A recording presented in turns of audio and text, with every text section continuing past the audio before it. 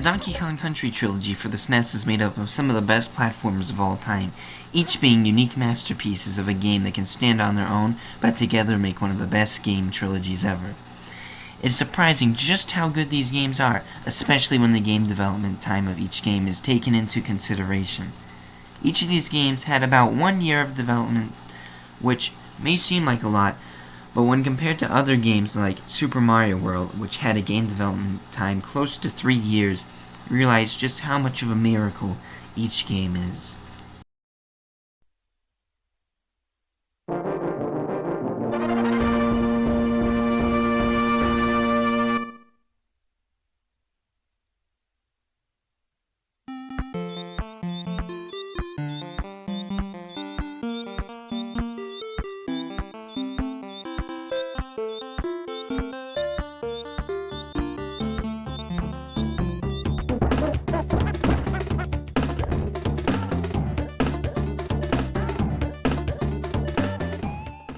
If you haven't played Donkey Kong Country, play Donkey Kong Country.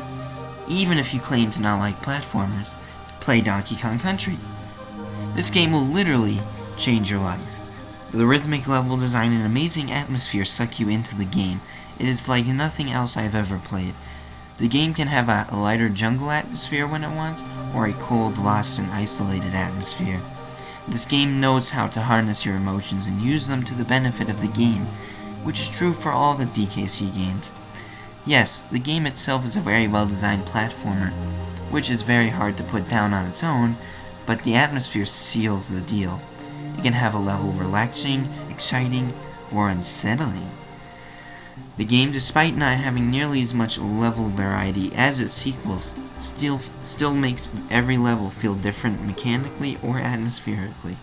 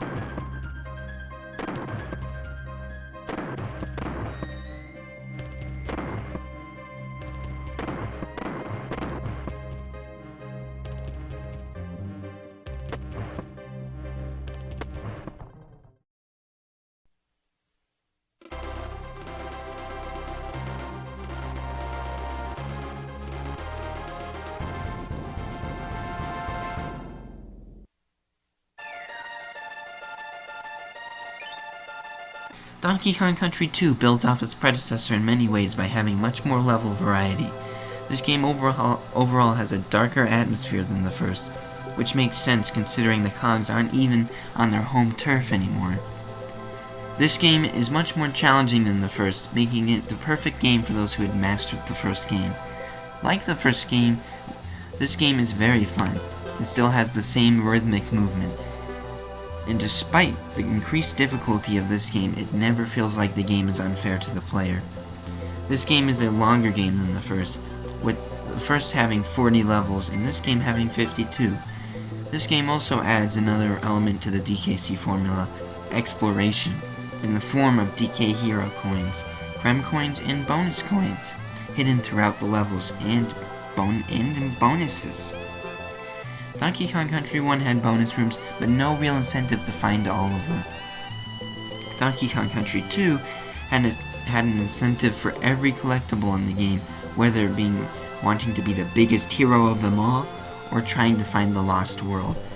Like the first game, this game is incredibly fun, and there is not one level I do not like.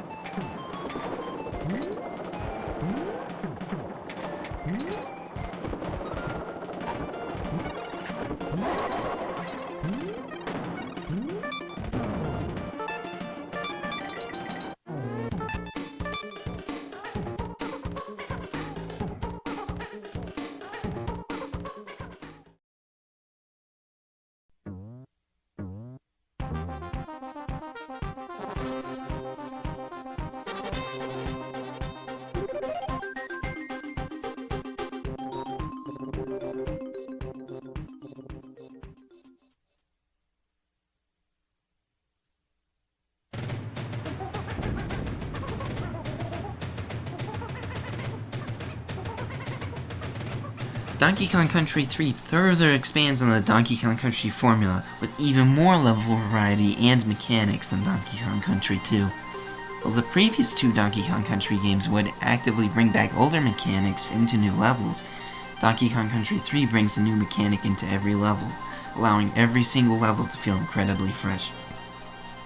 This game not only focuses more on exploration than the first two games, but refines the exploration scene in the second.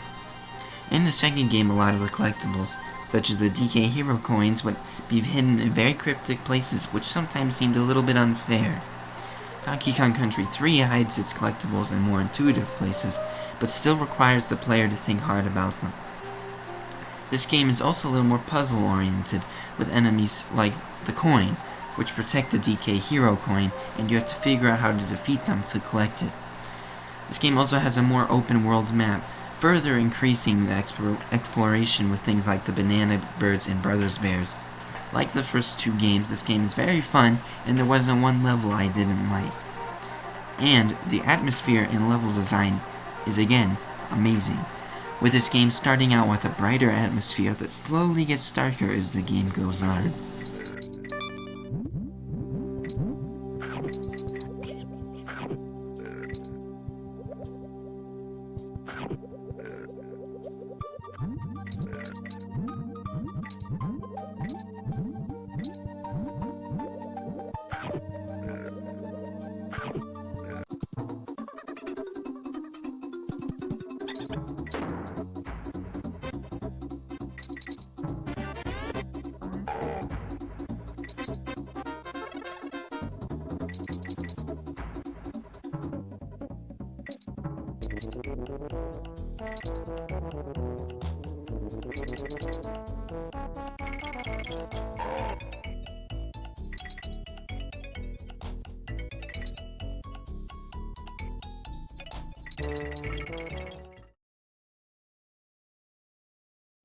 In the end, Rare was able to make 3 incredible platformers within the span of 3 years, which is a true miracle.